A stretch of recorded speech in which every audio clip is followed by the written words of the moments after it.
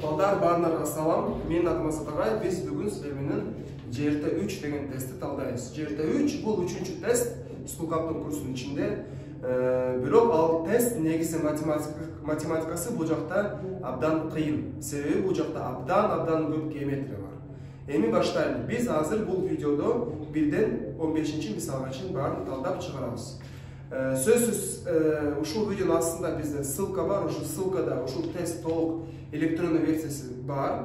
Ушул тестти балдар сөзсүз мен бул видео караганын алдында сөзсүз ар бир мисалды окуп чыгып, андан кийин видеону карагыла. Анда баары оңой болот. Эми баштадык. Биринчи суроо. Надира 3 бурчтукка 3 медианы чийип, 3 бурчтукту пайда болгон бардык сызыктар боюнча кесип алды. Сурап атат. А тилкесинде Надира тарабынан кесилгенден кийин алынган 3 бурчтуктардын саны. Кандай түшүнөбүз? Бизде биринчи мисалда Надира бар. Надира 3 бурчтукту алды. Ага 3 медиананы сызды. Туурабы? Анан ушулган түзүлгөн сызыктардан ушул 3 бурчтукту кести. Анда канча 3 бурчтук түзүлдү бизде? А тилкеси, анан Б тилкеси 4 менен салыштырабыз. Ушун баарында кесип чыкканда балдар сөзсүз канча 3 бурчтук болот? 1, 2, 3, 4, 5, 6. 6 3 бурчтук болот. 6 жана 4 сөзсүз 6 чоң. Жообу турасы А. Экинчи мисалды көрөлүм. А 0дон чоң. Экинчи мисал бизде А 0дон чоң. Б 0го барабар эмес. С 0дон кичирээк. Эмнени салыштырам? А Б көбөйтүлгөн, бөлүнгөн С, анан С Б бөлүнгөн А. Ушуну кантип салыштырсак болот балдар? Эми карайбыз. Так, бизде А 0дон чоң. Ошол себептен Анын знагы бизде плюс болот. С А бул жакта плюс болот. С менде 0дон кичирээк, С минус болот, бул жакта С минус болот. Б 0го барабар эмес. Анда кандай болот? Мен плюсту минуска бөлсөм, бул жагы плюс болсо, мисалы плюс болсо, плюсту минуско минус болот, минус плюс дагы да бир минус болот. Минус менен минус салыштырсам балдар, бул жакта мага белгисиз. Себеби мүмкүн С1, Б2, А миллион, ар кандай варианттар бар. Ошондуктан менде минус салыштырганда турасы Г болот. Жазып коелу, карайбыз. Плюс жана минус, плюс болгондо плюс чоң, минус жана плюс, бул жакта плюс да чоң, минус плюс болсо, ушундай көпчүлүк форматта бизде Г болот. Себеби бизге белгисиз. Түшүнүктүү балдар? Бирок мисалы мүмкүн минус 1 болсо, бул жакта сөзсүз В болот. Плюс 2 болсо, бул жакта да В болот. Бирок белгисиз сан берилсе, жөнөкөй знак менен берилсе, анда бул жакта ошо Г формат болот. Ушуну сөзсүз жазып коюп болот беттерге. Так, экинчи мисалды талкууладык. Үчүнчү мисал. Игордун 4 кутусу бар. Алардын орточо салмагы 20 кг. Ар биринин салмагы 10 кг кем эмес. Ушуну баарын кантип чыгарабыз? Үчүнчү мисал. Бизде Игордун эмне бар экен? 4 кутусу бар экен.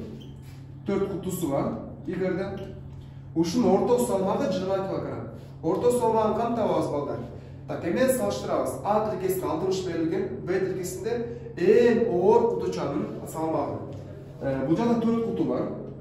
Мешок, орусчасы. Бөлгөндө 4кө бөлсөк, жообу 20 болот. Жообу 20 бул балдар эмне? Жообу 20 бул ушул 4 кутунун орто салмагы. Суммасын санына бөлөм. Менде 4 куту бар, 4кө бөлөм. Эми 60-ты эң оор менен салыштырам. Эң оор менен балдар. Эми карайбыз. Бул жакта 20 болгондуктан үстү жагы кайда сан 4кө бөлөп 20 болот. Сөзсүз 80ди. Үстү жагы менде 80.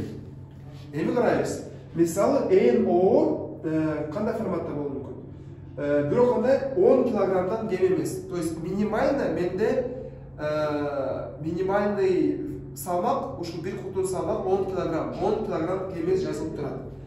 Эми карайбыз. Мага бир мешок, бир куту эң оор болуш керек. Бул мисалы эң оор болуш үчүн башкаларынын салмагы кандай болуш керек? Башкалардын салмагы эң минималдуу болуш керек. Түшүндүңбү? Себеби бул жакта 80 болуш керек. Бул эң оор болуш үчүн бул калган үчөө эң кичинекей болуш керек. Бирок менде эң кичинекей салмак шарт боюнча 10.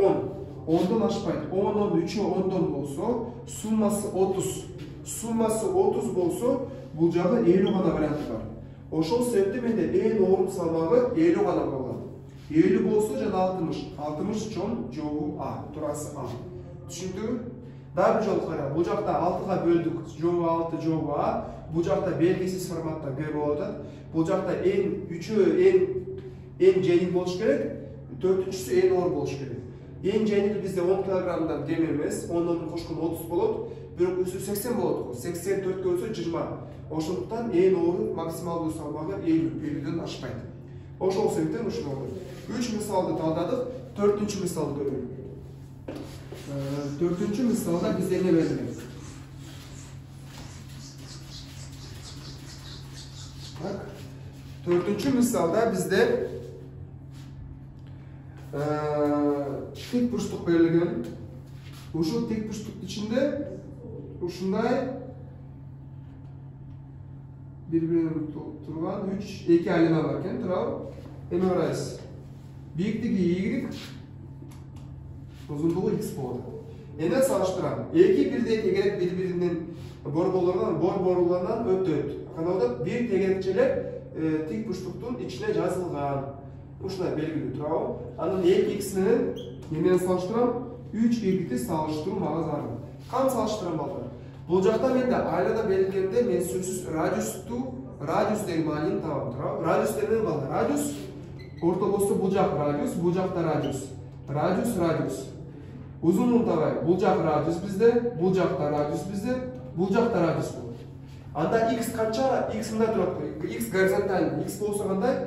X бизде 3 радиус болот. 3 радиус 2 көбөйтсөк 6 радиус болот. Y канча радиус? 1 2 радиус болот. 3 2 болот. 2 жагы барабар болгондуктан турасы 1 болот. Бул 4-үнчү мисал. 5-чи мисалды көрөлүк. 2 жары менен тамыр алдында жетини салыштырам. Ушундай салыштырда тамыр болсо мен 2 жагын квадратка көтөрөм. Квадратка көтөрсөм, экинчи даража көтөрсөм, бул жагы 7 болот берет, бул жагы 6 25 болот берет, туурабы? Эмнеге 6 25, эмнеге 5 эмес балдар? Себеби 2 жарымды мен 2 жарымга көбөйтүшүм керек, туурабы? Анда 6 25 болот. 25 түшүндүм, туурабы? Анда 7 менен 6 25 кайсысы чоң? 7 чоң болот, турасы Б. 6-чы мисалды көрөлүк. 6-чы мисалда бизде ушундай мисал берилген. 6-чы мисалда бизде x, y берилген.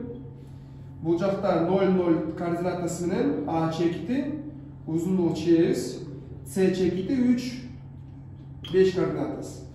Бул жакта b чекити 7,0 координатасы, үстүнө кетсек, d чекити 9,6 координатасы.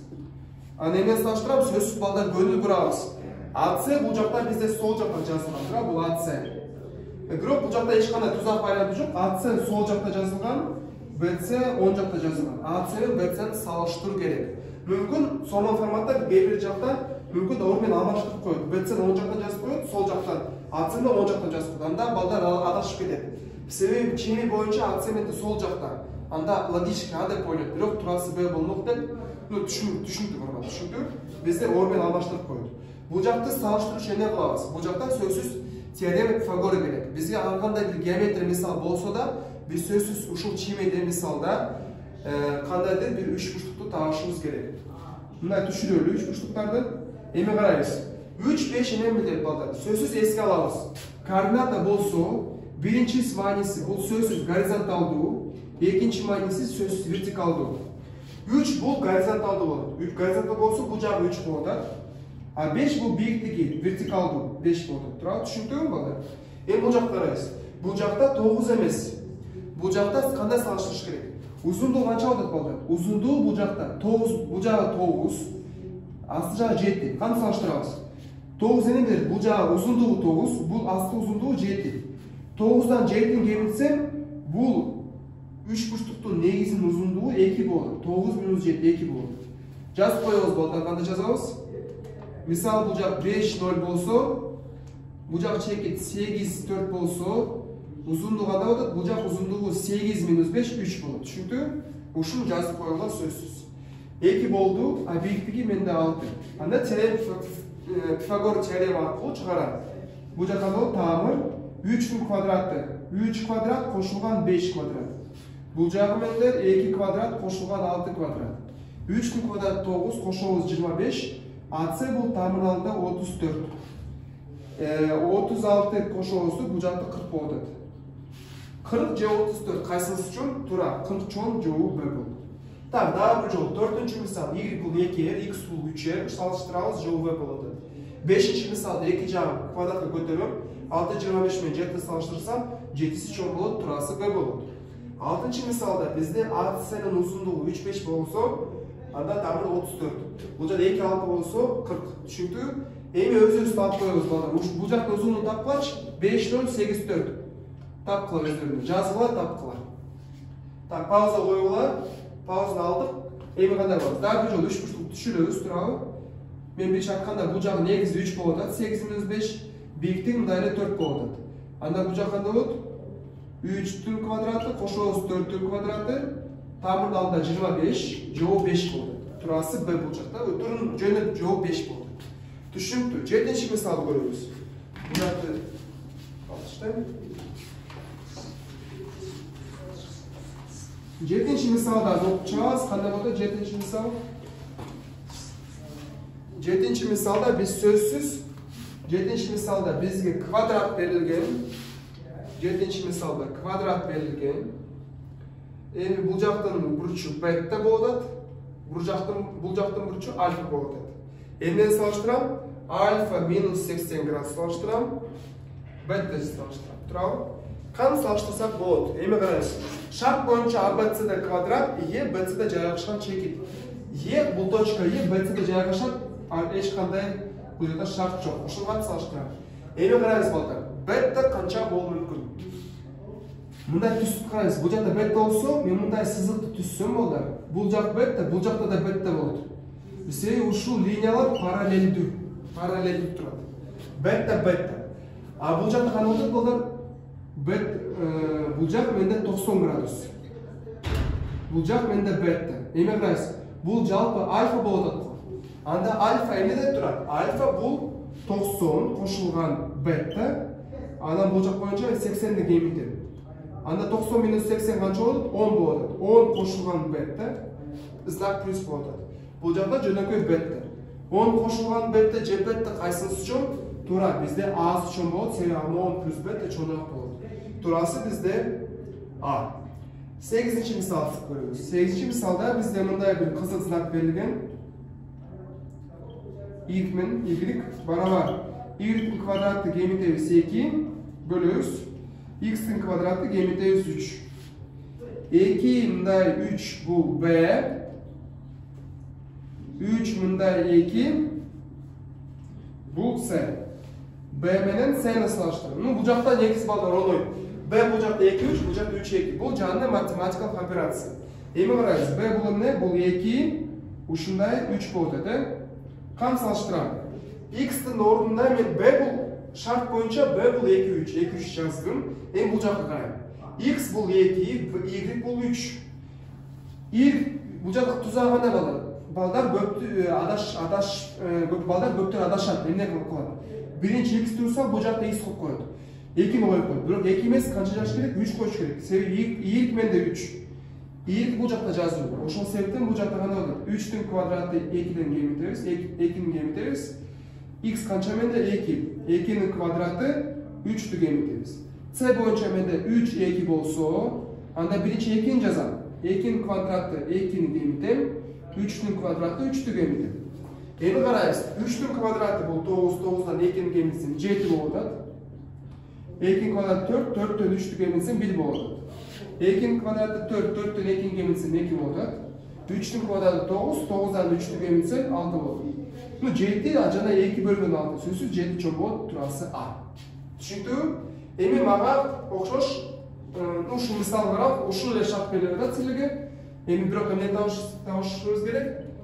Shunday znak bilan birni tavishimiz. Pauzani qo'yib, o'zingiz tavamiz. 5 shunday birdi. Tak, pauzani oldik, endi qaraymiz.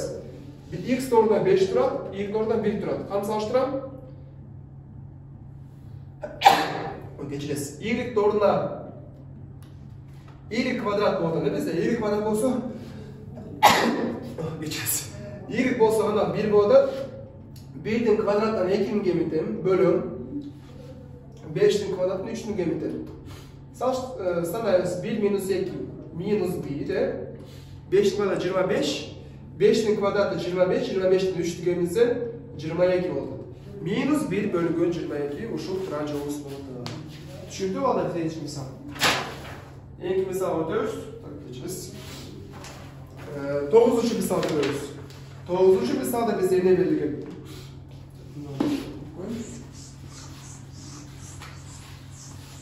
Ballar natice ol. Sözsüz bu sürege silah emes, bu sürege kino emes. Sözsüz bar, doska, men жазғандар бар беттерге жазып, оформление қылып, анда ешқандай просто мындай эле карап силал катары мени карабагыла. Сөзсүз жазылган жаңы формулаларды баарын жазган да. Анда силерге польза болот. Эңгисин көрөлүк. 9 мисал. 9 мисалда бизде 1 миля бул 1,6 километр. 1 метр секунд бұл 3,6 км саат. Endен салыштырып керек 4 метр секундты салыштырам, 9 миль саат мен салыштырам. Бұл жақта көбінше физика бойынша мисал, бирок көп учурда математикада физика мисалдары келип мүмкүн. Бирок бұл математика жагы көрөбүз. Эми 4 метр секунд 9 миль саат. Эми 9 миль саатты метр секундку айландырабыз. Эми кантип айландырабыз? 9 миль балдар, бұл қанша километр? Мен 9 мильді 1,6-ға көбейтемін. Анда қандай болады бізде 9 миль 9 14,4 километр саат болды. Эми километр саатты мен қанша 4 метр секундқа көбейтемін. Эми қандай салмақ? Эми мисалы метр секундты мен километр саатқа айландырамын. Анда мен 1 метр секунд 3 hafta bolsa 4 kanal, 4'ü 3 hafta böldüm. Logikanın küçüğü 4, 3 hafta bölse bu cakada 14, bütün 14 oldu. Kilometre saat. İki cağı 14, iki cağı da kilometre saat, sağış bana adaşmayız. Mümkün başka bolsam türemez bulmak. Bu cakada kilometre saat, bu cakada da kilometre saat. O şosu iki cağı kilometre saat olmaktan turası böyle oldu. Onun için misalda görüyoruz. Onun için misalda bizde ne belirgin? Ayladan verilgen ortosu bucak bizde 120 gradus veriyorlar. Anadolu'ndan bu punktirli linye var. Enden saçlardan. Kalın sızıklar uzaktan sunması. Şu kalın sızık şey boyunca şu. Ana punktirli. A trikesi enden saçtıran. Kalın sızıkların uzunluğunu saçtıran. Uzunluğun bucaktan da punktirli olan linyanın uzunluğunu saçtıran. Бұл айланın içinde. Қаны салыштырамыз балдар? Қарайыз. Birinci burçlar табышымыз керек. Мындай чийсек балдар, бұл жақ қанша градус болды деп табамыз. Бұл жақ 120 болса, бұл жақта 120 болмайды. Қандай логика бар? Бұл жақ 120 болса балдар, тей жағы бізде 240 болады. Себебі суммасы 360 тұрады, суммасы 360. Емкеніз қарайыз. Бұл жақ 240 болса, бұл 2 есе кішек. 242'ye bölüsü kança oldu bu cakta? Daha 120 oldu. Emi qarayız. Men A çekipten B çekip götürdüm. Qaysı jol uzunroq bo'ladi? Mınday tik barsammi? Je mınday qishiqman barsammi? Sözsüz qishiqman mende sözsüz uzunroq bo'ladi. Oşol sebepten turası B. Tushundingmi balдар? Dal bu jaq qaraymiz. 9 milde men kilometre aylandırdım. 14 oldu. Kilometre saat 9'du 1,6'ga böldüm. Bu жақта мен 4'ті 3,6'ға бөлгенде 14,4 км saat болды. 10-ші мисалда мен айлананы алдым. Бұл жағы 120 градус болған екен. A тіркесінде бізде ушу 2 радиустың ұзындығын салыштырамыз. Б тіркесінде пунктирлік линия болған ұзынын салыштырусыз зарыл. Қан салыштырамыз. Бұл жағы 120 болса, тей жағы 240. Анда бұл жағы жарым болды, бұл жағы 120. A'dan B'den ötkende kıska yolu qaysı tüz жүргенде kıska болады. Мындай қышайып барғанда uzun болады. Ошол себептен турасы менде B. Окшош мисал чыгарабыз. Силерге айлана берилген. Ортосу бул жагы менде 100 градус болгон. Ушул бурчту тапкыла силерге мисал. Ушуну чийгиле тапкыла 1 секунд берем. Пока что буну мен өлчүп таштайм.